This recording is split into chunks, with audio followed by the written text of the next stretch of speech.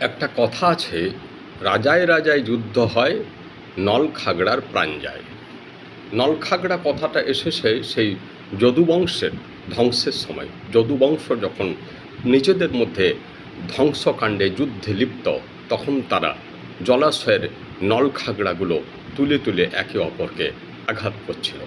এখন নলখাগড়া মানে শুধু নলখাগড়া নয়, যুদ্ধ যখন হয় তখন আপামর জনসাধারণের ক্ষতি হয়ে যায়। বিশেষ করে সর্বক্ষেত্রে দরিদ্র মানুষের গায়ে আঘাতটা বেশি লাগে।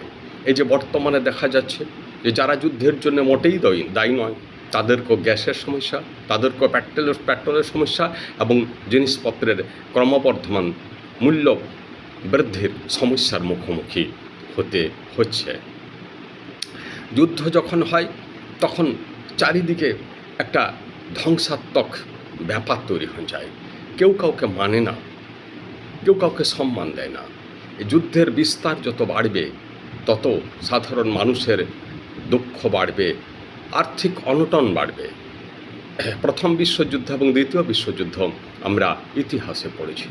তাতে দেখা যায় বহু মানুষ যারা যুদ্ধে অংশগ্রহণ করেন নাই, যারা অন্য দেশে ছিল, সেই সব দেশের দরিদ্র মানুষও না খেতে পেয়ে বহু মানুষ মারা গিয়েছিল।